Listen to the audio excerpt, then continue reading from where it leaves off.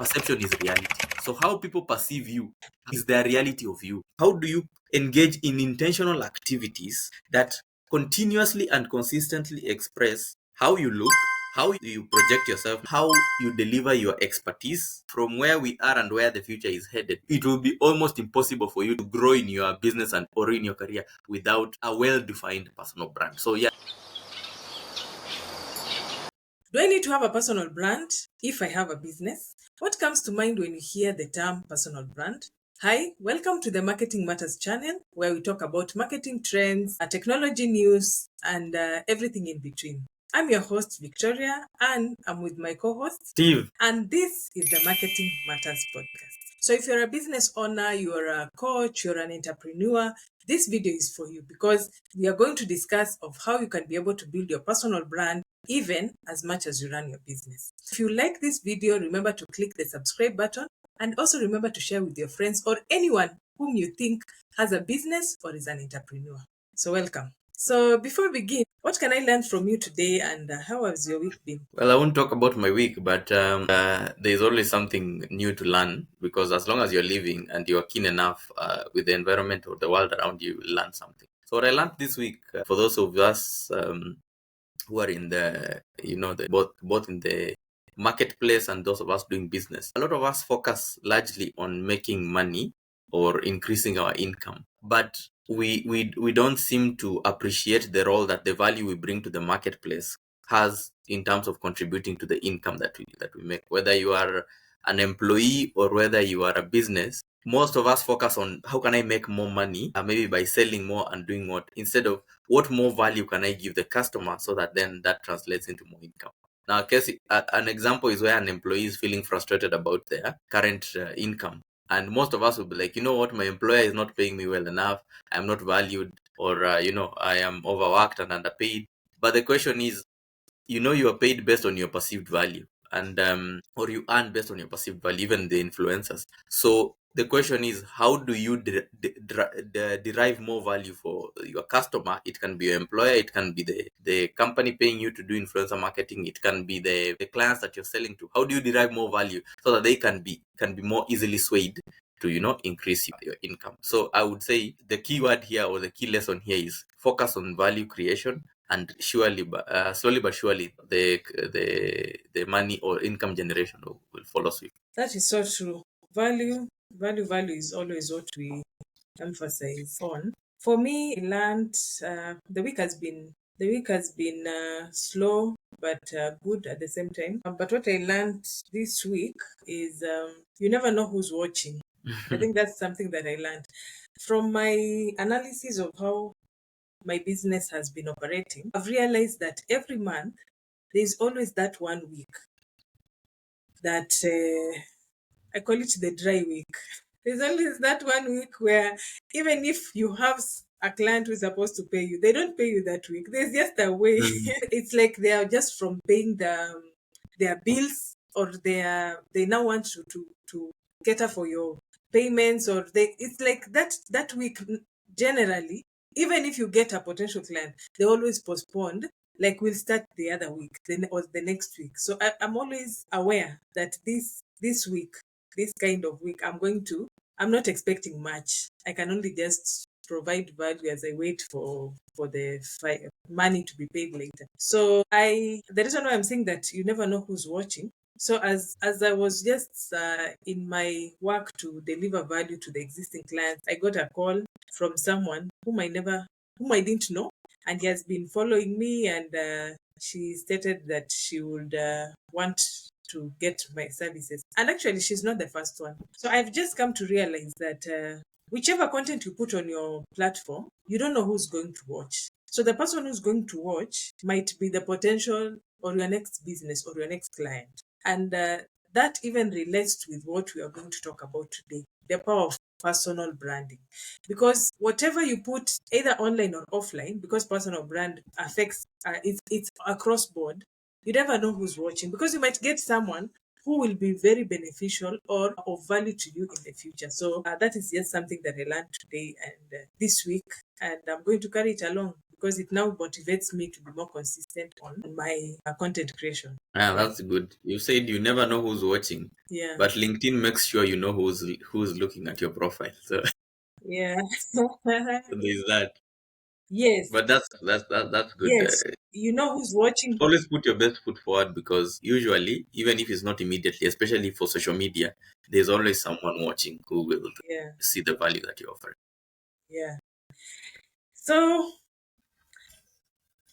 Steve, I think we can just get right onto it. Mm. And as we start, I think the first question that we would have to talk about is just understanding what is personal branding. Do I have a personal brand? Like me, if I'm not on social media, do I have a personal brand? Do I need to build it in the first place? So maybe you can give us a brief description or a definition of what is a personal brand. Or what is personal branding?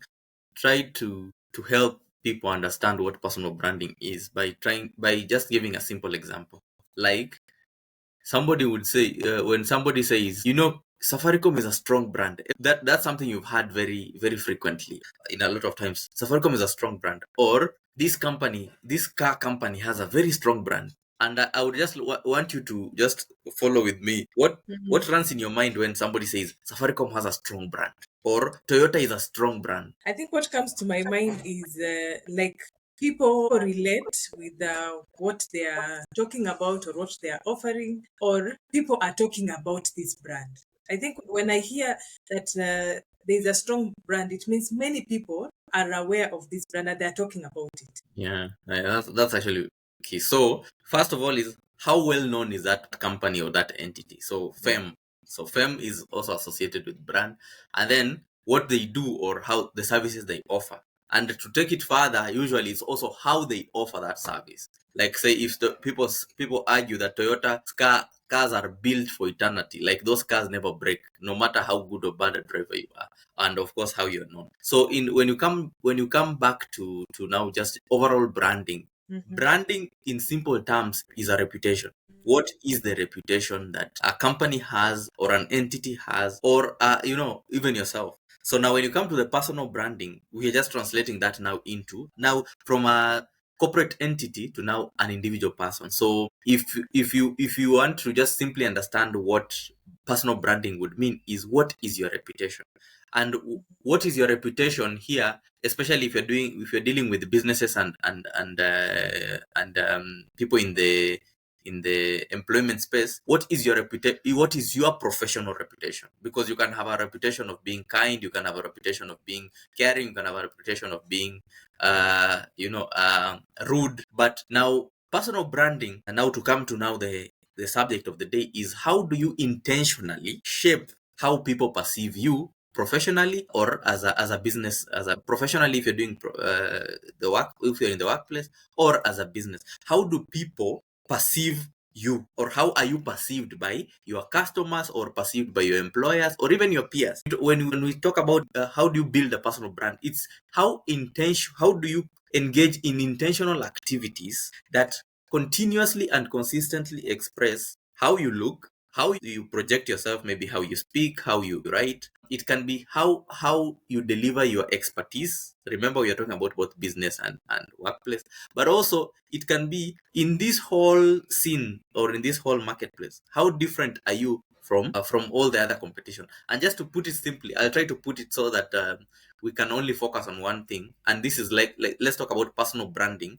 for somebody who is probably in the workspace. So how different are you from other people in your industry? How well do you articulate yourself, as well as how do you present yourself? And presentation here is not only just how you look, but even sometimes how you walk, how you talk, and maybe even what you drive. So personal branding is really broad, but to just narrow it down, it is how does the world around you perceive you, especially professionally. Okay. Yeah, thank you so much. Yeah, it is true. It is like your reputation. It is your reputation. Mm, So for me, I think everyone has a personal brand, whether it's online or offline. It is what people are saying about you when you're not in the room. So the difference is, is it in favor or against you? mm, Is your personal brand in the negative or the positive side? So us in this discussion, we are talking on how you can be able to build that personal brand for it to be beneficial to you, or for it to be beneficial to your business, because everyone has a personal brand, but you'll find that there are people, their personal brand is mostly built in the offline space. Now, since we are talking about the online, how you can be able to grow in your online space, whether you're in a business or you're in your career, then we are looking at how can you be able to grow your personal brand in the online space using the different platforms that exist. So before we even talk about how that can happen, I just needed to, it's also good to ask this question. Does it even matter? Does it matter to have a personal brand? Do I really need it? Should I pursue it? Like, for me to do something, I need to know why do I need this personal brand? Definitely, you need to be especially deliberate on building a personal brand. Here is why, and this is also another very interesting observation. We always say we don't judge, but if you're being honest with yourself, you judge. You just don't tell. You don't just speak it out loud. So the same way you judge other people is the same way other people judge you. Now, if people indeed do judge you for how you look, how you dress, what you talk about, and how you project yourself, then definitely you ought to worry about your personal branding, because that, if it affects how people perceive you, if it affects your reputation, then definitely it could affect even your job prospects. It could Yeah. affect your business. It could affect your networks. It could affect how people, your authenticity. How do people trust you, because your brand is I guess your reputation is not known. So at the first instance, definitely you need to be deliberate about your brand. A lot of people imagine that I do a good work, if I do a good job at the work, my job will speak for itself. That's what some people say. Yeah. Yeah. Others others say, I'm selling such a good product. People already know my company. Why do they need to know me? Or I don't like being seen, or I don't like being known, especially in this new digital age. But I tell you, from where we are and where the future is headed, it will be almost impossible for you to sell or to grow in your business and or in your career without a well-defined personal brand. So yeah, definitely, you do need a personal brand. However, Yeah. now Yeah. the question, back to the question of how do you need to focus on This building a personal personal brand. brand. Yes. So remember, we were talking about the people who are in the workspace, and also the people who are running businesses, or even innovators and creatives. You need a personal brand because, first of all, I dare say almost everything that each one of us does is not unique. What Mm. you are selling, whether you are a marketer, whether you are a tech person, whether you are selling airtime, whether you are a bank, there is somebody else also doing that service. So first of all, a personal brand helps you, first of all, create a differentiation between what you offer versus what your competitors offer. So it's very important, because people usually associate what you do with who you are. So it is a very key thing for helping you differentiate yourself with what other people are selling. Another thing that maybe is usually overlooked is trust. Mm-hmm. People want to deal with people they know, or they feel like Yeah. they know or they trust, Yeah. especially if you're dealing with sensitive products. And even in this online age, there is a lot of scammers. So building a personal brand helps people create that build that trust with your audience, or even with potential employers if you're looking for a job. Yeah. And I think the third one that I would say is very important is, remember, as you're differentiating yourself from the competition or from the people in your industry, it opens you up to opportunities. It can help you attract, maybe if you're consistent and do a good job at it, it can help you attract job offers. It can help you attract clients if you're a creative, or if you are running an agency such as us. It can even help you get new business if you're in the business space. So it's very important. It helps you differentiate yourself from your competition or from other people in your industry. It helps build trust, because the age of media, there's a lot of people, there's a lot of skepticism about different personalities. And the third thing, which is a consequence of those first two, is that it helps now open up opportunities as in the employment space, but also in the business space. I don't know what your thoughts are, Vicky, on this. Yeah, I think it's true. For me, I emphasize on the trust aspect. People mostly associate with other people, and they prefer to work with people that they trust. especially right now with the online space having so many scammers. You have so many people who are not who they perceive to be in the online space. People will want to work with someone they can trust, or someone they have seen that they have stood the test of time, or someone whom they have seen this person, whatever he's saying, seems to know what he's saying. So they build the trust from what you do or what you say or how you carry yourself. So people work with who they trust. So it eventually makes you get better clients. You can even negotiate your prices, because now once you grow your personal brand, you have somehow an authority to be able to negotiate or demand a certain price for the services that you offer. And of course, just as you've mentioned, opening more doors is also very important. That is a clear explanation of why you need a personal brand. Now that I know that I need it, suppose I want to start now and I'm an introvert. I don't like this video stuff. I don't want to be dancing on TikTok. What should I consider? Like, I now want to build this personal brand, but in the online space. How do I go about it? Somebody said one time, that people want to enjoy the benefits of being in a community, but they don't want to suffer the inconveniences of what the community brings. Like some of us, especially if the African culture is, people want to be part of a community. You want to belong to where people know you and help you in terms of need, and also help you in terms of joy. However, we don't want that minor inconvenience of now we have to meet regularly and Yeah, share one. So the same thing with how the personal branding works. People want to be known as very good experts in a specific field, but they don't want to suffer the inconvenience of now having to put themselves out there or sharing their expertise, whether it be through video or text, so that people can actually know what you do. And it's you have to put yourself in the shoe of your potential employer or the shoe of your client. Why should I care about you? Just think, like I've said, probably you are a business or a creative that does a lot of good content, but there are so many other creatives that do a lot of good content. So the question that you should ask yourself is, if I am trying to pitch or to get new people to pay me to do that for them creative work, whether you are a designer, whether you are a video editor and whatnot, why should I care? Why should the customer care about me? And there's no way that customer will care about you if, first of all, they don't even know who you are. They don't know what work you've done, and they don't know what even your values are. Because some clients are very also specific about whether your values align with them, so that even if it's a job offer that they can give you. So I would say to that person who is like, I'm an introvert, or I don't want to do TikTok videos, is, first of all, to me, it speaks also to maybe a misunderstanding of what personal branding is, because people also equate, sometimes see what is happening on social media and imagine that is a personal branding.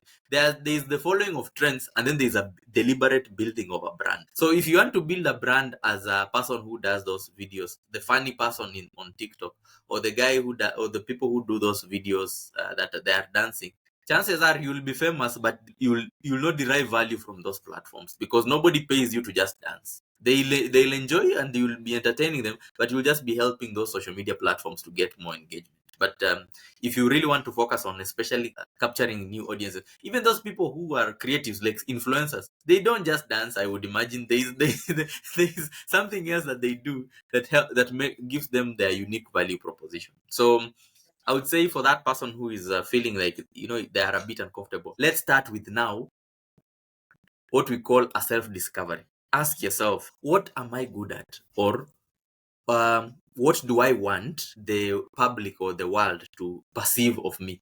Do I want them to perceive me as a serious person who is maybe I'm a person who knows how to analyze financial statements? Do I want them to perceive me, if I'm a creator, do I want them to perceive me as the funny person, or the guy who blends creativity and serious matters? Do I want, if I'm in business, do I want them to perceive me as a successful business person who understands not only what I'm doing, but the whole entire business landscape? So it's just first of all, for you to, before you even go and decide how do I execute this personal branding initiative or this personal branding experience, because when you start personal branding, it's supposed to be consistent until maybe you no longer need to do personal branding, of which you will never not ever need until you die. I would say a self-reflection of who you are as a person, and how do you want the world to perceive you. Basically, what are your goals? Yeah, I think you're very right, Steve. you don't really have to dance on TikTok, especially if you're a business and you are building your personal brand. That is not your main focus. If you do it, maybe you're just doing it because you love dancing, but that's not your primary focus. And there are so many ways in which you can be able to build your personal brand without necessarily following the trends on what people are doing. TikTok, like for example, if I'm to use TikTok, TikTok gives you different options for you to even trend without really necessarily doing the dancing. You can use an audio trend, you can use a video trend. You don't need necessarily to showcase yourself while you're doing your videos or when you're doing your content on the online platform. So you can look at what do you want people to portray you as. Search on the online space to see what other people are doing. From what you will see, you'll be able to know, I think I can do this. I think I can resonate with this. I think this one will work for me. This one I can't do. So you will be able to understand what will work for you on the online space when you're doing the research on the social media space. Then consider different options. We have posters. There are pages on Instagram that have so many followers just by them sharing inspirational quotes. No, they just share posters that are inspirational and they're able to grow and people engage them to get services from them. So identify what is your strength. There is a person in I think Instagram who does not speak. You don't need to necessarily speak on the social media platform. You can decide, I'm just going to showcase what I do. There are people whom I've seen, they do graphic design. They only showcase how to do the graphic design without showing themselves. There are others who use a different audio. We now have so many AI audio tools that allows you to be able to generate a voice over that you can use on your content. So you have no excuse right now. There are so many options that you can have, the non-verbal ones, the verbal ones. You have so many options that if you're to use the tools that are available online, you'll still be able to build your personal brand. And by the way, having your face on the social media platform doesn't necessarily mean that you're the one who's going to grow. You can still use a non-verbal or a non-faceless video, and people still relate with what you say. So even if you're an introvert, there's no excuse. You still are able to grow your personal brand, especially in the online space.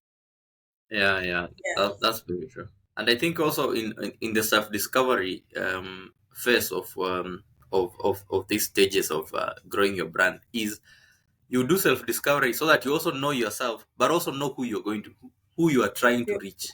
Yes, Do you yes. want to reach customers for maybe your product that you're selling? Do you want to reach new employers? Do you want to reach your peers so that you know you are also standing out in your industry? So it helps you also when you're doing your personal reflection to understand, okay, I want to, this is my personal brand. I have established that I'm good at one, two, three. And also, so who do I want to reach out to, or and whose view of my reputation matters most? Employers, my peers, or my customers. And then when you now decide that, then it is easier to even craft or decide where you're going to focus on in terms of the, remember we're talking about the digital personal branding, the platform that you shall be. But also it helps you now also when you're part of also why self-reflection is very important, and you just can't jump on any platform because everybody is doing it. It's also because it helps you think through what exactly is your unique selling point, or what makes you different from everybody else, because there are a lot of people who are on socials and who maybe share and are building their personal brand, but it's very hard to distinguish them from everybody else, because every time you engage with their content, there's nothing that makes you think, okay, this point of view is not what I would have found without this person sharing it. Like that value addition, what do you add to whatever content or whatever view you share? You find or you see a lot of people who are building their brand. Yes, they have tried to polish up their grammar, or they have tried to polish up how they look, but whatever they share is not unique.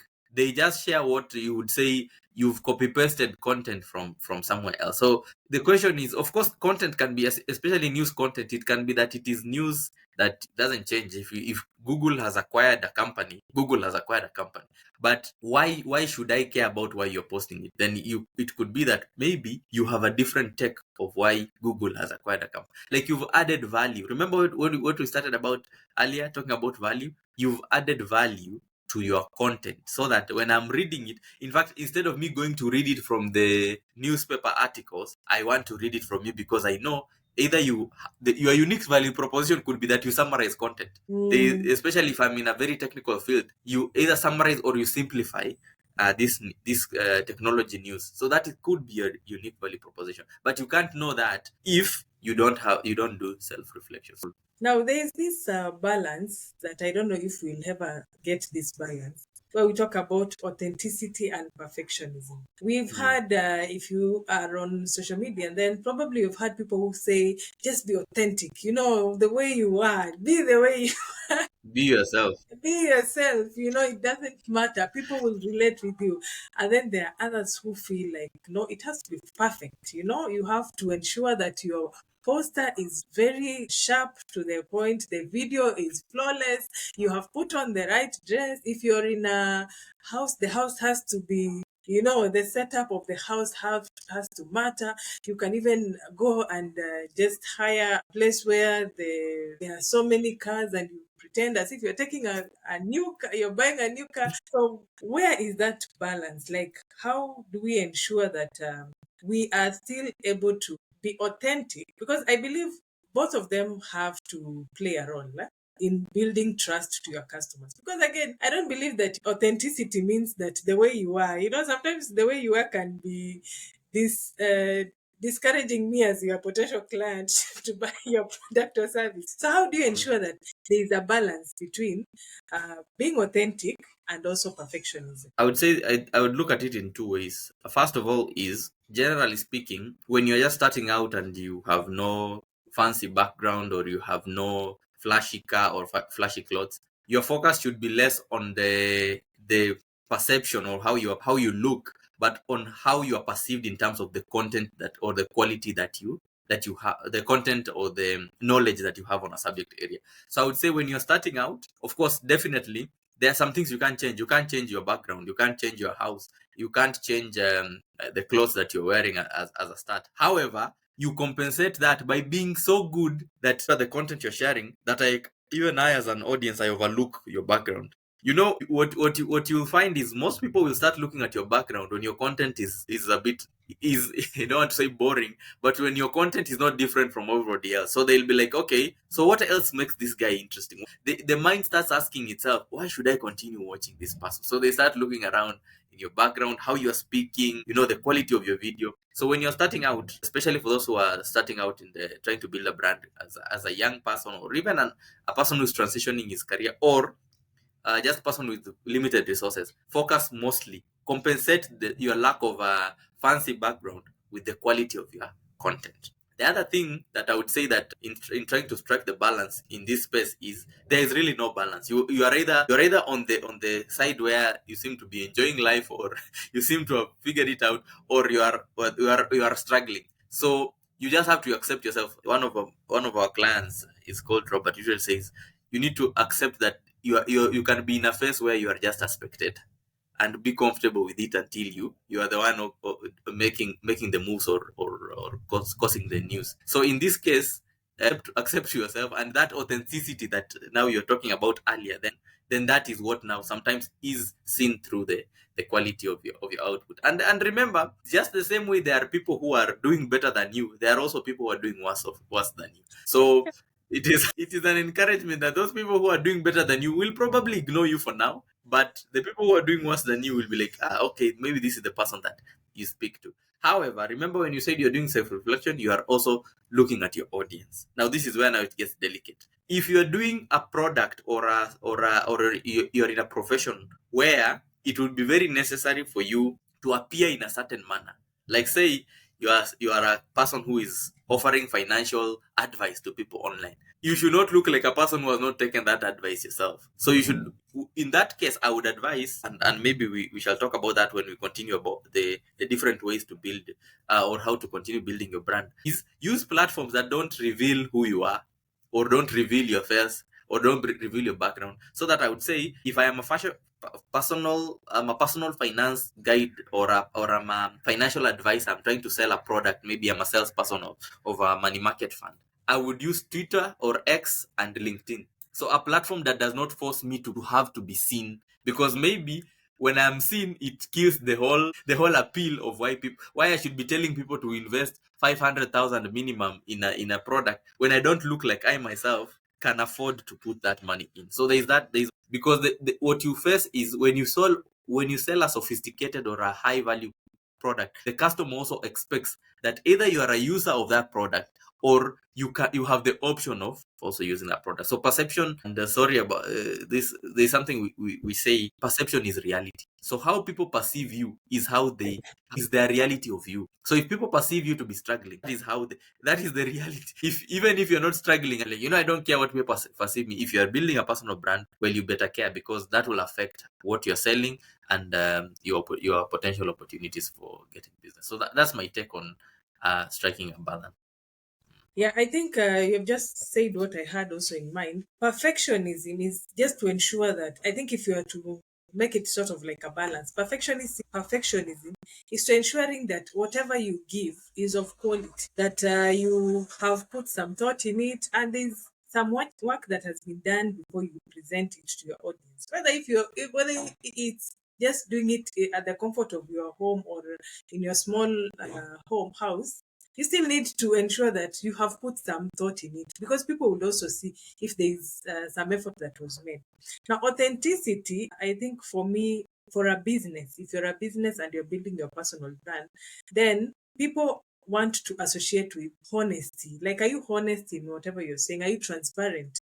Like, for example, you talk about you're talking about maybe your pricing. Maybe you'll give different scenarios or reasons why you will charge your price in a certain way. So, how are you transparent in whatever you're sharing? You can even, for example, when you showcase the behind the scenes, that's being transparent. You're showing people that indeed there is so much work that is involved, and that's the reason why we charge you this amount, because we have to do the cameras setup, we have to edit the video. So that shows transparency and honesty to your customers. So even when you talk about authenticity, think of it of think of authenticity in the field or whatever you're showing on the social media platform. For example, if you're a video editor, authenticity doesn't mean that now you go ahead and show us your house of how things are not working, your family is breaking up. That is not the authenticity in your field. You need to show authenticity in whatever you're doing. Like, for example, you say, this is my customer, my journey when I've been using the different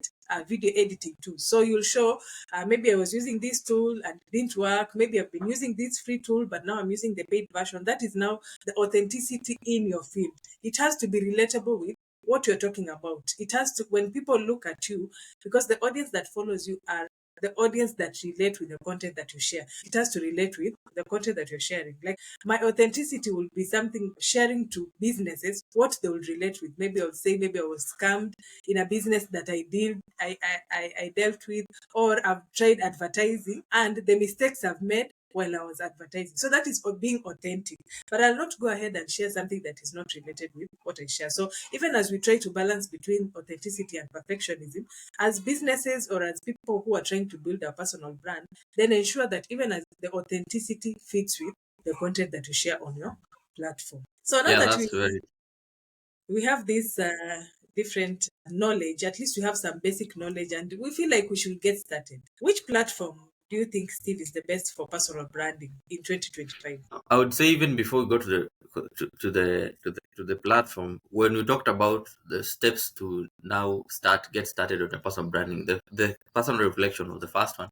The second one that we've talked about, but maybe we were talking about the details, but not the exact stage, is now crafting your narrative, which is now where that bit about being authentic and doing relatable content is about. So I'd just like to speak a bit about that also, on the crafting your narrative as the second step, which is when you're being authentic and being relatable. And I think you also talk about trying to weave a story or a narrative that connects with what you are experiencing in your professional life versus maybe even what is happening in the space that you're in. Maybe there is a development happening and you're saying, maybe this is the idea I had, or this is the experience I've had with maybe one or two clients, or even in my workplace. And I'd say also, in terms of, as you're relatable and you're authentic, I would say, when you before you even now start executing, you need also to find topics or to find areas that you're most interested in. or that you think you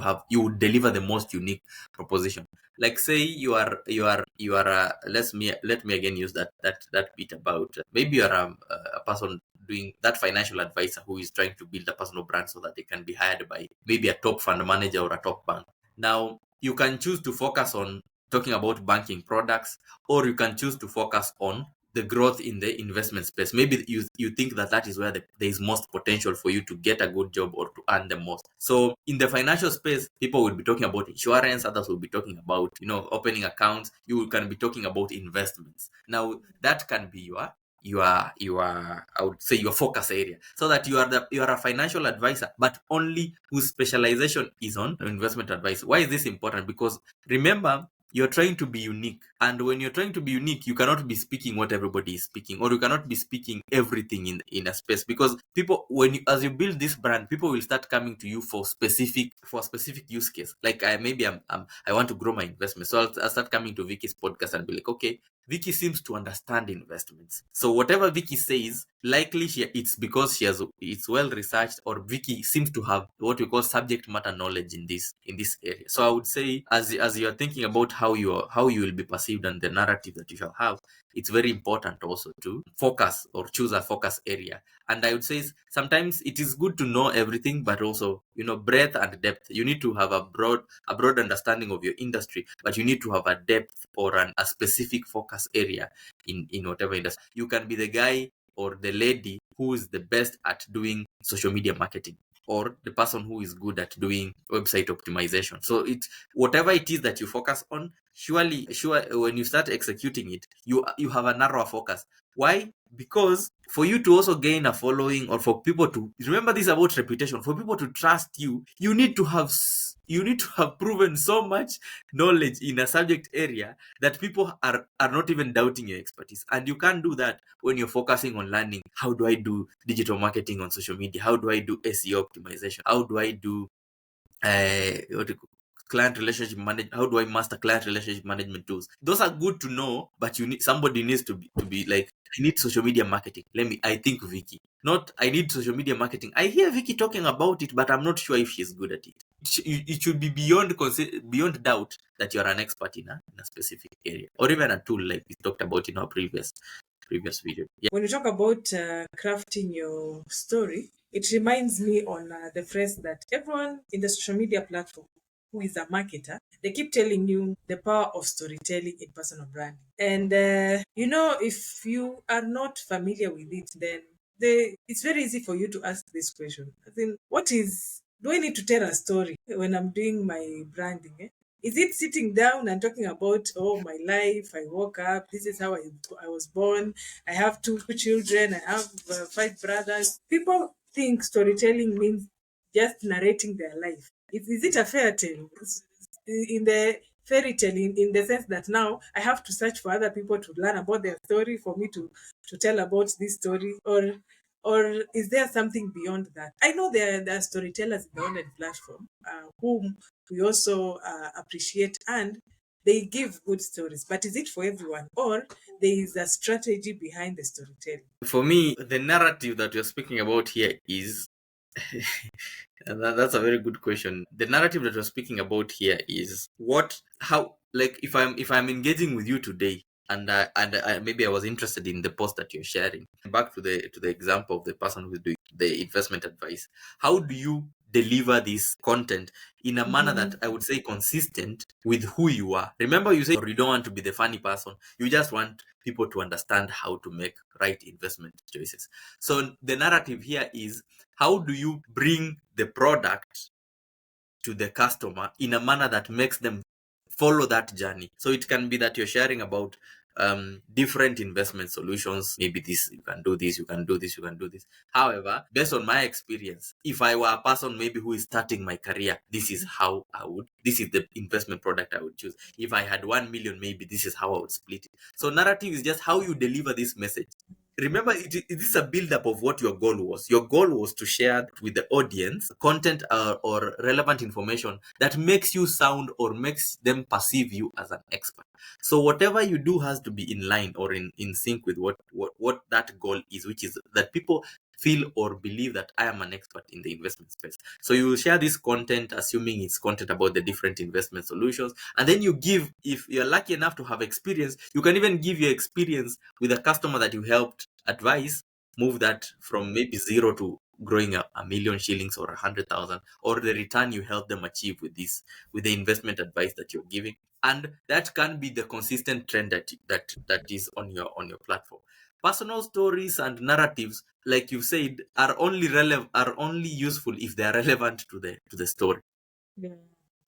If your marriage breaking was how you discovered you are a good financial planner, then by all means, let it be the part of the content or part of your narrative, that people will know that this guy is a divorcee who learned about personal finance because of the way the wife took advantage of the money he had made in that period, or the man took advantage of the money they had made together. So a narrative, like you said, is only as good as how relevant it is to the others. Otherwise, you're just giving us stories and maybe revealing unnecessary personal information. In fact, I dare say, while everybody is striving to share personal information, if you're trying to build a professional brand or a professional personal brand, I would say avoid, if you can, sharing personal stories unless it's absolutely necessary. In fact, even if it is relevant, unless it's absolutely necessary and you feel that you are okay with sharing that, and even if it's used against you, it will not cause harm to you, then you can share personal stories.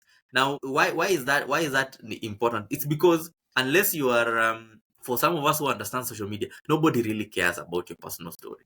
People use it as it's just good for entertainment. Personal stories are usually good for it. In fact, even if it is relevant, it's good for entertainment. They're like, "Okay, so this is what happened to Vicky's job, or this is what happened to Vicky before she became a marketer." So they are good at creating engagement. They are good at creating some that authenticity that you're talking about.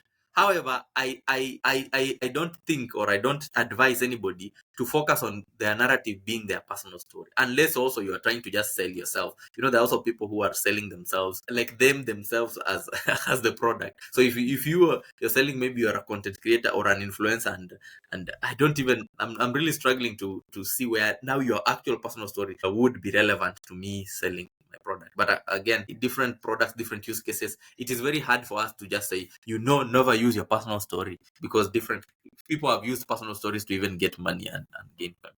But for me, I would say, as long as it is relevant, then by all means, but also be very sensitive about what you share, because it will be largely for entertainment, and the bit about it leading to a conversion will be very low.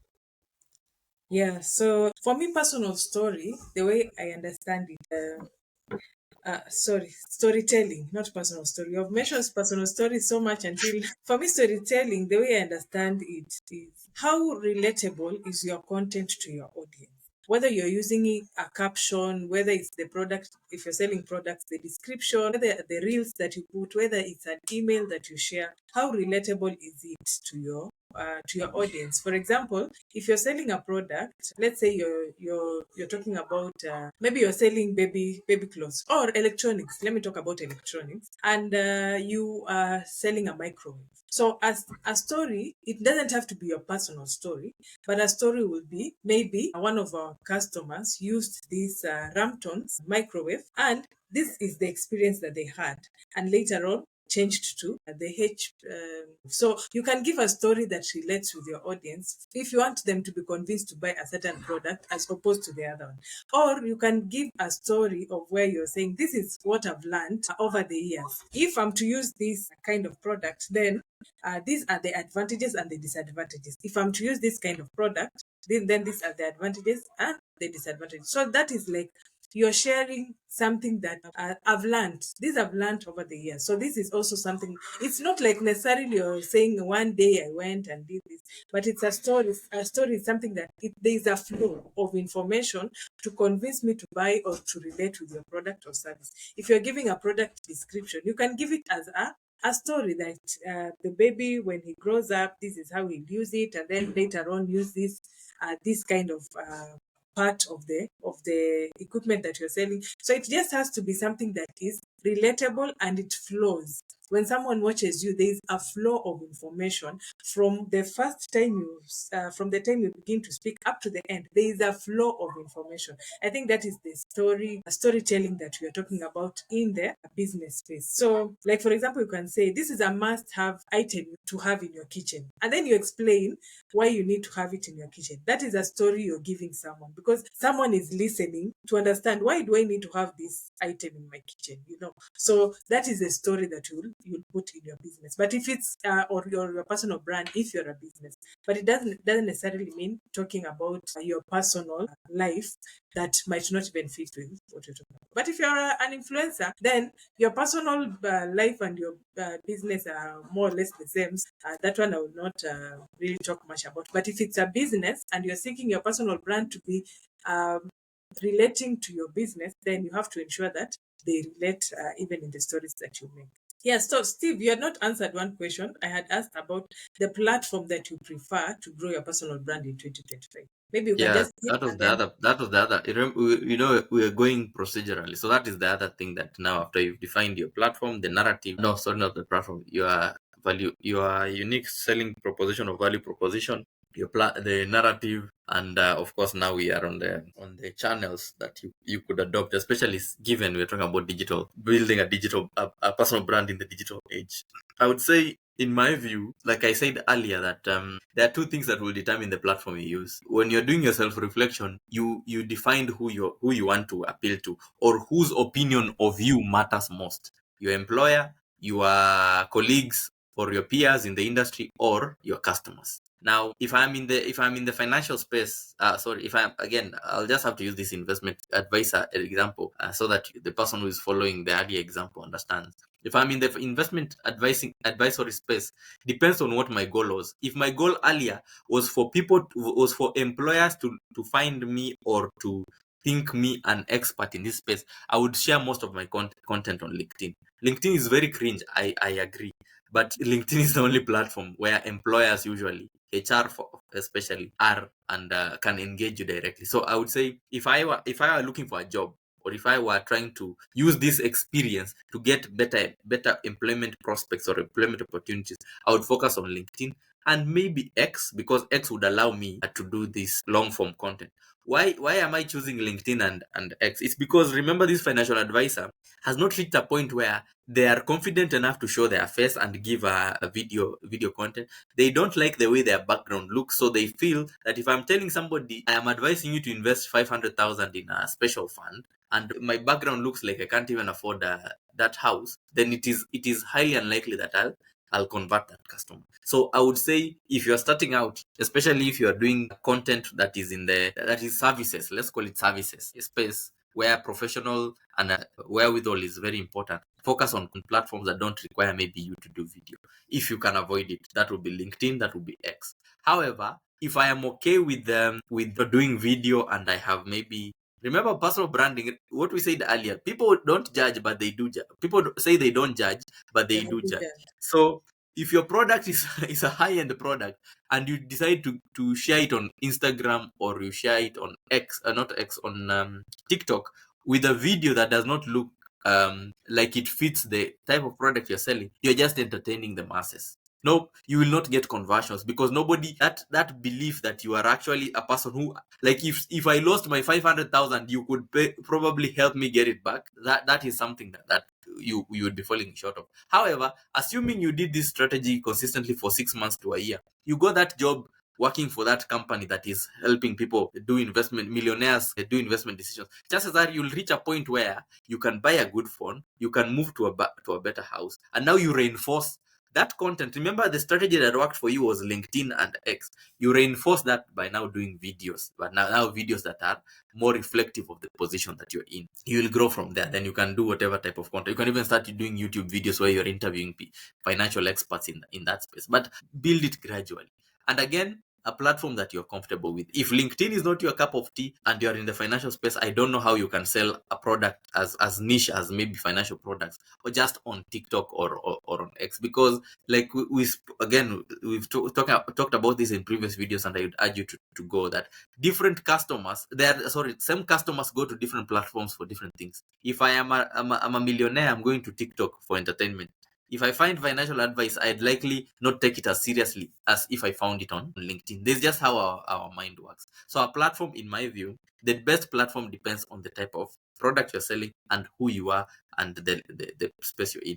If you're doing products, I don't know how I would not say LinkedIn would work for you. If you're doing products, I would say video content is very necessary, especially if it needs demonstration. If it's a cloth, if it's a car, if it's whatever product you're selling, you need video content and image content. And Meta, LinkedIn, Meta, Instagram, Meta is Instagram and Facebook, and this other company, TikTok, would work for you. But again, in that space, if you are still not confident about your background, focus now on the product and avoid just doing voiceovers for the product and not necessarily about yourself. Remember, here people just need to know, if I go to Vicky's platform, Vicky will tell me how this Samsung S24 is the best phone for me or for somebody else, so that they are really not as much interested in what I look like. However, to sustain that brand, someday somehow you would have to reveal yourself so that people can now you continue growing that brand. So for now, depending on the product, I would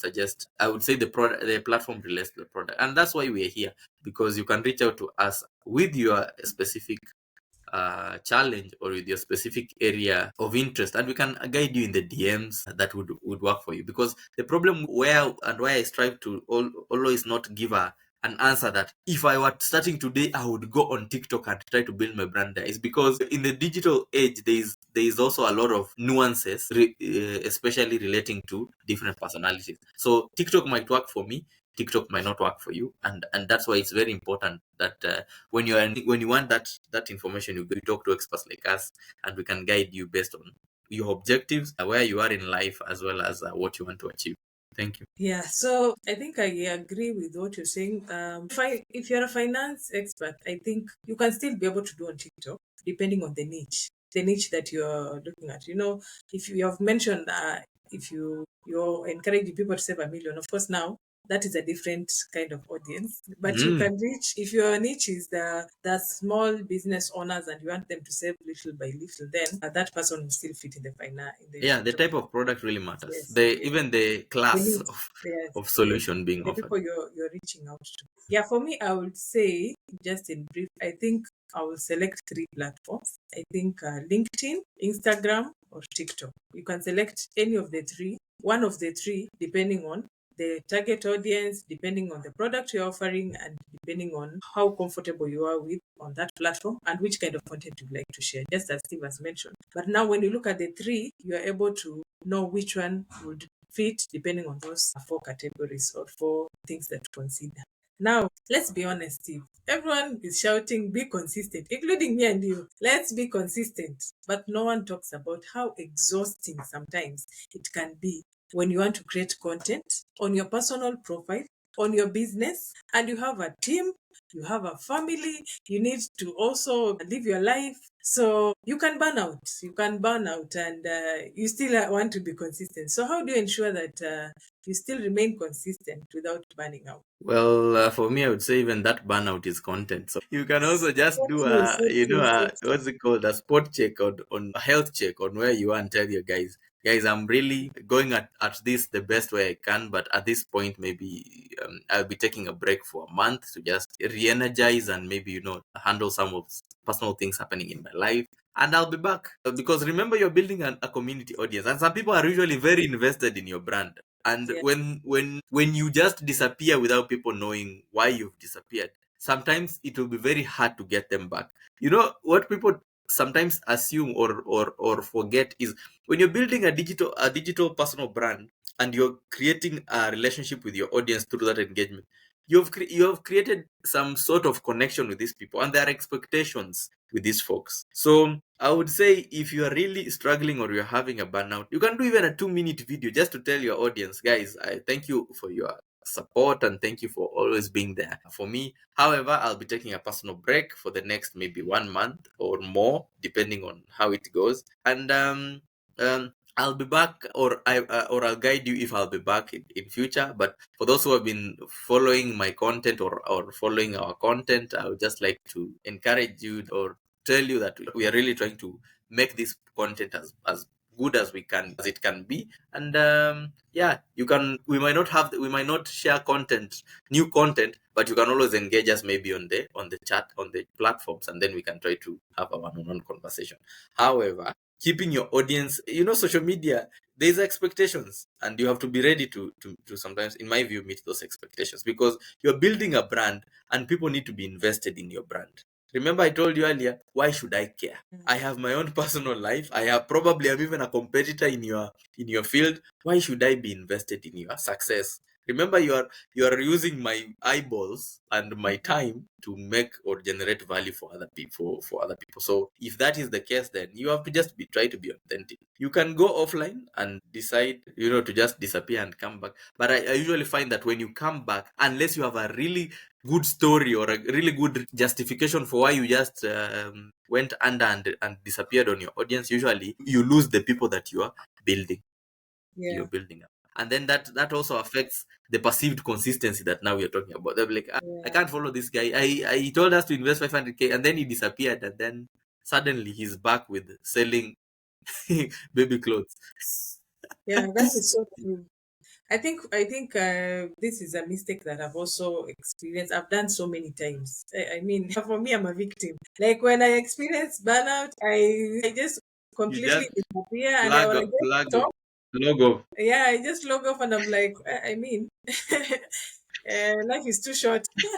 I've done it so many times on the YouTube, especially sometimes it's not even burnout. Sometimes is maybe the workload that I have that is in Mm, the offline space is overwhelming, and I feel like mm. let me go where money is.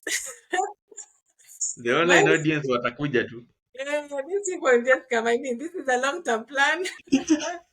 Yeah, so but I think one thing I've learned, especially this year, my focus is two things. I've learned that I need to create batch content. Like I need to have so much content that I ensure that when I have a burnout, we have so many scheduling tools on the social media platform. Now I think all social media platforms allow you to be able to schedule your content. So if you have I also realize that people don't care. People don't care when you're tired. As much as you'll come and You've explain, built an expectation, man. yes, they don't care when. And even as much as you'll give them, tell them I want to take a break, it's very easy for them again to be distracted and get another person who again comes and overwhelms them Highly with so competitive much space. content. Yes, right now everyone is trying to keep up, So getting the scheduling tools, utilizing the scheduling tools on the social media platform, and creating batch content that you can be able to schedule for long. And then, of course, there's also the power of reusing the content that you have.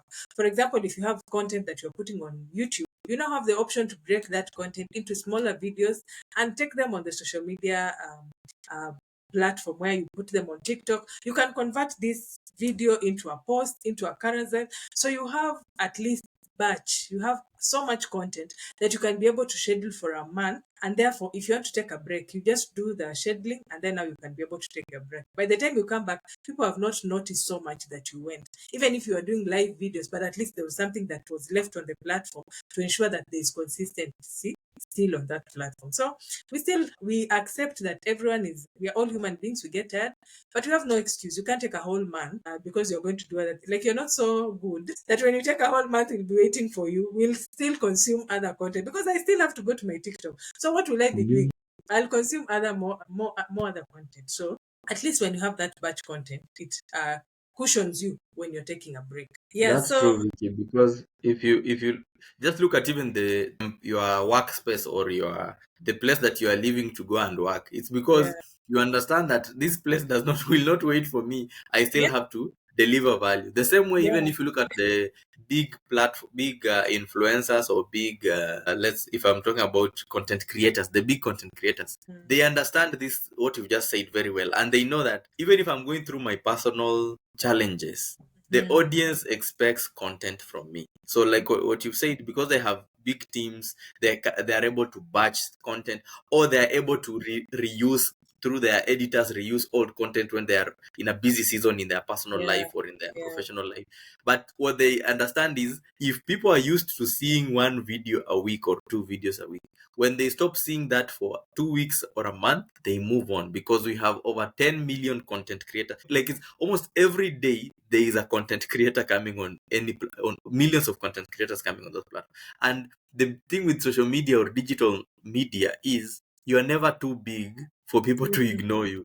They just reach a point where they're like, so this person doing these interviews, like that there's this channel that we both of us follow, Diary of a CEO. You realize the value that this person brings is usually just the audience. Yeah. Sorry, the guests. Yes. So if I'm interested in seeing or learning some, I can as well get it from any other podcaster who has the clout to bring these billionaires to talk about. So, and he understands that. That's why when you watch the content he does the long form. He even has another channel for short form.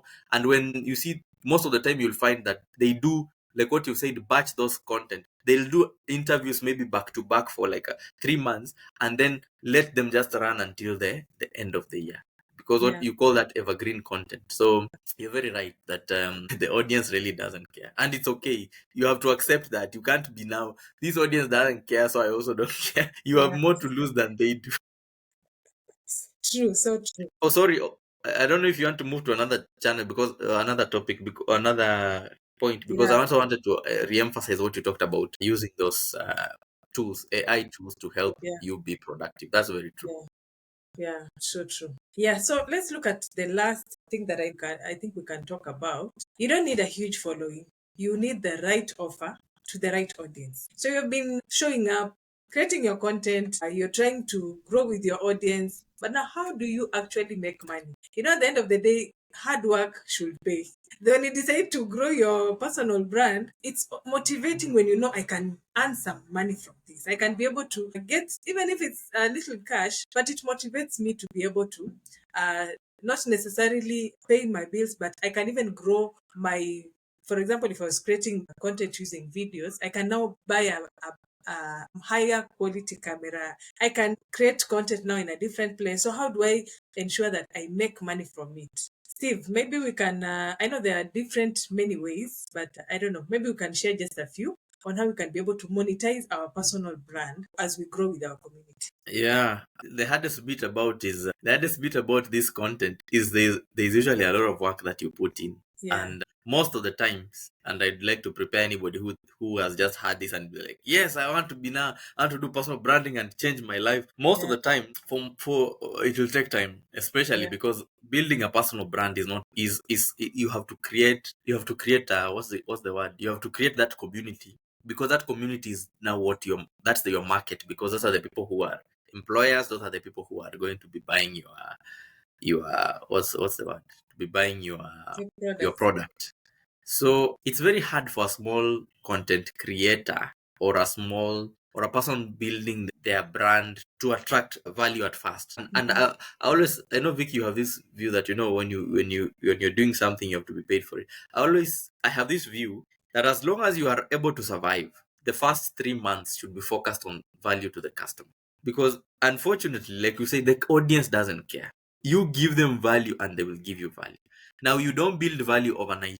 You have to consistently build that value. So in my view, as you start, you have to be willing that in the first 3 to 6 months, there'll be very little value generated. There'll be more value generated than the returns that I get. Mhm. However, if you're a business, and you are just now building a personal brand, you've been selling well offline, or you've been selling well online, but nobody associates that product with you. You can use that opportunity to also maybe potentially increase your sales, because then you can be plugging in your Yeah. business slowly by slowly. That even as I'm telling you about how to be my experience as a mom, um, raising a child, a boy, raising boys, it could be content for you too, or you can plug in the products that you're selling for mothers who have newborns, Mhm. who are boys and whatnot. So it's a bit easier, in my view, for a person who was Have a doing a personal business. building for with a business, than a person who is using personal branding to get an employer. Mhm. Because it could be that they are either in a space where they're not well paid or well compensated, or they're not even in the employment space, but they have this knowledge about maybe investment product. So I would say, in my view, it can be that It can also be that you get creative about it. But again, it's very, I'll just be honest, it's very hard for you to even get somebody to pay you to train them on something. Maybe even train them. You can be lucky that you find when you're doing your LinkedIn post, you got somebody who is well off, but they don't have the time. So they told you, I'll give you 5K if you can advise me where to invest my 1M. You know, and of course giving me return that is good. So you can find those coaching opportunities or one-on-one opportunities, but you have to be really good that somebody is willing to pay you to advise them to make money. Because remember also, like we've said earlier, the person who also is coming to you has so many other options, including somebody or their bank which will offer that advice for free. So the audience that you are building, in my view, will deliver value in future. They can be the ones who buy your product, they can be the ones who employ you, they can even be the ones who help share your content to places, like you said, that actually lead you to converting. So in my value, in can be in different forms, if you ask me. It can be monetary, or it can be also that views, because also the views that we get or that you get in your platform also build authenticity and credibility to the person that maybe you might pitch your product. Assuming now you remember you're doing online content about how to make money or how to build money from 5,000 to 1 million, or using maybe money market fund, and you apply for a job in a money market, in a fund manager's office. Chances are you can use now this content that you shared to show how invested or how good you are in sharing. You have maybe raised or grown to 5,000 followers. Now then you use that to show the employer two things. First of all, you're showing them that you have the expertise and people are willing to hear what you need to talk about in that space. The other thing is that you're telling them there is potentially a market for these 5,000 people to consume your product. So you see, you're giving them value, and then they're like, okay, what would it cost us? Maybe we pay you 100,000, or we enter into an arrangement where, because it could be that your goal, you don't want to be employed, but you want to work with different fund managers to earn a return. So you tell them, I have these 10,000 followers, and even this is them asking me, where can I put my money? Now we have 20 fund managers, and I want to be pointing them to you. How can we work together? So you can use that audience, but you have to build it first, in my view, Vicky. You have to build it first and then take it to that space. But that is, others get lucky, they start it and they get the job, so they start it and they get customers immediately. But for most people, you will have to give more value before you get value. Yeah. So I think you're right. For me, I will mention there are four of them. The first one is, of course, the one you've just mentioned. If you're a business and you offer a service or you sell a product, then you can, as you share your content, tell people or direct people to where they can be able to access your service, or they can access your product and they pay for it. They'll go to either it's your website, or they can contact you and you'll be able to offer the service or the product you're selling to them. Then the second one is selling digital products. Now, digital products depends on what you are talking about on your social media. If you are being perceived as an expert, then you can start selling courses, you can start selling trainings, and if you're starting out, you start with a small fee as you grow.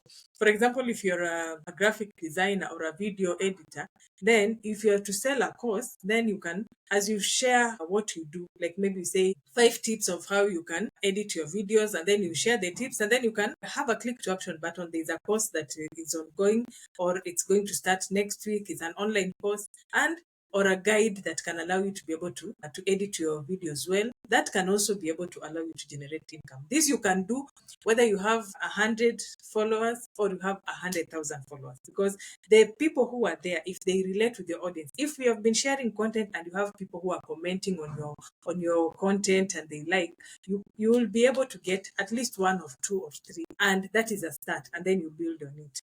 The third one is affiliate marketing. If you don't have a product that you're selling, either physical or online, then you can decide to sell other people's product. You talk to people, they give you a commission if you sell their product or service. But now this one, you have to ensure that the product or service you're selling is in line with the whatever you're talking about. You can't be selling baby products and you're talking about being a financial expert. You have to be selling something that is related with what you're talking about. This majorly works with people who have at least grown their followers to at least 10,000 and above.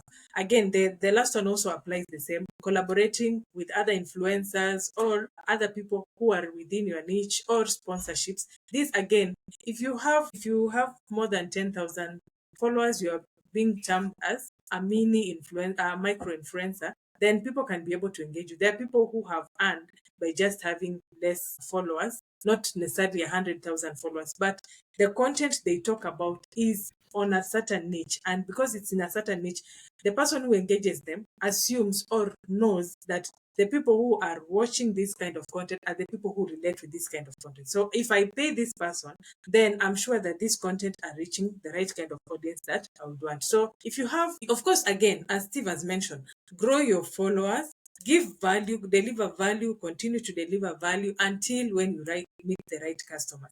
You might start with getting a few clients here and there, but for you to be able to be consistent, you really need to consistent in your money making. You need to be consistent in your content creation, value addition, and perfecting on how you handle your brand on the online space. Yeah. So I don't know, Steve, if you have anything to add, or we can call it a day. I would just like to to share that even as you build your brand, as you build your personal brand, you need to also be aware of what is the trending things in your industry, so that you are also up to date and you share content that is relevant to your audience, and that people come to you for. You're the guy who has the scoop or who has the most insights on what is happening. So you have to also have your ears or eyes on the ground to make sure that is the case. Embrace AI, because AI will help you increase your productivity. I always say AI is not just a tool for making images and answering, creating social media content. It's also a productivity tool that can help you do more with the little time that you have. And then maybe finally is for you to just, I know he's talked about that person who is not keen on being seen, but video content and live streams are getting more and more popular. So you would want to consider, even if not as an immediate plan, as a long-term plan, to also embrace or inculcate video content as part of your personal branding. Because remember, people will read your content for a while and then they will want something new. And if you're not giving them something to bite on, because people follow you, and remember, people want to know who they are following. So if you can be doing, maybe even if it's once a month or once in a while, just people to know the person who is generating this content, this is who they are, this is how they look, this is how they talk, this is where even they stay. So it helps you build Yeah. authenticity. And if you're keen enough, you'll notice almost all micro and what do you call them, micro and mini influencers, almost all of them slowly start with just product or content about the product, and then they slowly go into now their personal life, a day in the life of a digital marketer, a day in my life, because it continues to make your brand more interesting to your consumers. That's why even these days you'll notice CEOs of companies are now doing podcasts. They are doing video content with their team. Previously, it would be unheard of to see Yeah. a CEO doing a TikTok. Like Yeah. it was considered beneath them to do video content for social Yeah. media. Right now, CEOs of big companies, including Apple, participate in It was TikTok the work of videos the with their staff. salespeople. Yes, because the world wants to. There's that personal relationship. It's not necessarily to sell more products. It just helps you, company, and the people. The company feel authentic. It feel personal and relate to the people, and also they help those types of contents increase their reach, because people are like, Tim Cook was in this video, or Elon is doing something with Tesla. So you'll find, if big companies are having their top honchos participate in video content for their teams, then you as a business owner cannot afford to just be behind the scenes all the time until when it's too late. Yeah. So you're a brand even if you didn't plan to be. So show Yeah. up. I hope you gained something today, and I hope you're going to start growing your personal brand. Remember to like, subscribe, and share with the person whom you feel he needs to get this information. Otherwise, thank you so much for watching. Bye. Bye.